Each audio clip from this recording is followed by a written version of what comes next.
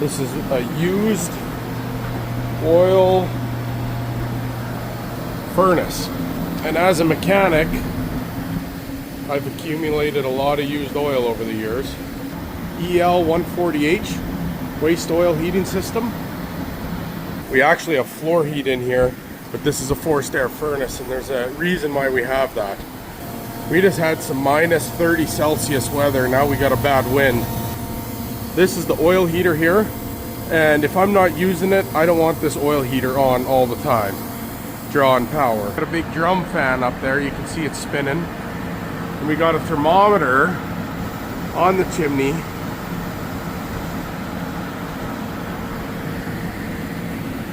Just so that we can get all the extra heat. I'm gonna go turn this light off quick, but in the meantime, so I don't want to lose you guys, but this is our wood boiler that we're working on. And it's a second-hand wood boiler, but this is what's gonna heat the floor heat. And I'll just turn this on quick, the light in here.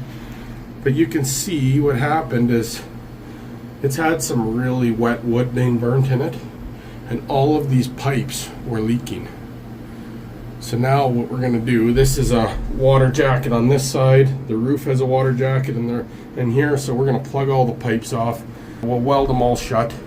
It's not gonna be as efficient, but our main source of heat is gonna be the wood. And then this has a thermostat and it's all automatic. We got an oil pump here that we've been pumping it because these pails, any sludge or anything like water, we lift the hose off the bottle, and instead of dumping it into a funnel, we pump it. We also have the option of a funnel to fill it. You need to vent this because this is a fuel source. You need to vent it out into the atmosphere, so that's where the vent goes out. But I'm very impressed with this oil heater. If you guys are looking to get one, Napa Auto Parts, they're all over the country. They are a dealer for them. That's where I ordered mine from. It's got an hour meter on it. I don't know if you'll be able to read it though. It's up there. Yeah. You can't read it on the screen, but it's got 143 hours on it. And it's got a really nice float gauge in it to show your levels. And it's just under 3/4 of a tank now. So we're gonna bring some more oil from the mechanic shop up here so that we have a nice warm shop to get the wood boiler going. Once the wood boiler is going, I've been debating here, but once the wood boiler is going, I can stoke the fire. This furnace will not run, and then when I'm not around, this furnace will kick in. This isn't a huge shop, but there's a lot of air to heat. And when you have a big area, you pay a lot of money in fuel. And we had to get rid of oil, used oil, recycle it. And we're also, a lot of our wood is from, a lot of our wood that we burn is from corrals and old fence posts and all that. So it's kind of recycling. Instead of just having a burn pile and burning this stuff, we're using the energy. And you can't find anything that burns, like, the wind is just too much. And if it was during the day, I would show you the exhaust coming out of this used oil furnace. It is, all you can see is heat rays. There's no smoke, nothing. It burns it super clean. But this is the service kit here. It comes with the oil filter, which they recommend. This was actually not in the service kit. These were in the installation kit. So this comes with the air filter. It comes with new O-rings. It comes with a new injector. Everything that you need to service these is in here. And it's really well thought through. And if you have any understanding, the thing I liked is it came with this manometer on here. And when there is no wind, this is actually sitting at 0 inches of mercury, and you can see it going up and down because you need to have the proper draft.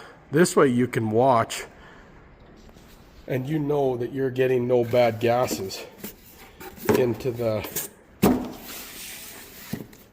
your shop.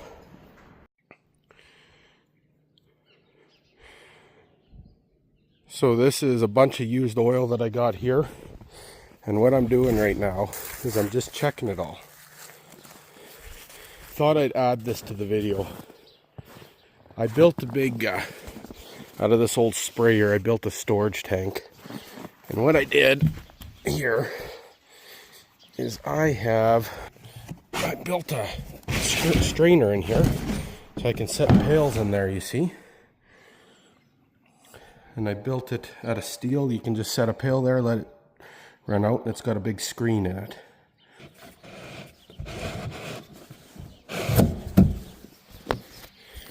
So in the summertime, when I'm done with a pail, I can just come up here, dump it in there. This is our mechanic shop. This shop has floor heat, heated with natural gas. I don't know if you can see the other shop. It is 3 miles that way. Usually you can see the treetops, but they don't have leaves on them right now. But we can hook onto this old sprayer with the tractor when this tank is full, and it holds 1,000.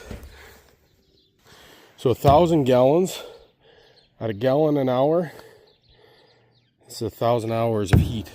That's running time, right? The furnace. If you're insulated well, and say you run for 15 minutes an hour, you can go through a cold winter with that. But this is what's happening. These pails, they don't seal completely. And this is a mistake. This is a learning mistake, and I'm trying to clean up. They'll get rainwater and snow water in them. Now this is a block of ice right here. So we've had some really cold weather. Any water in there will freeze. That's why I keep them outside here. And now what we do is we go and we're dumping them into the pails, cleaning them out. And then we're going to let them settle once more before we pump them into the furnace. Thanks for coming along today. And like I said, give us a thumb if you like it, if you want more reviews of different things that we do on the ranch.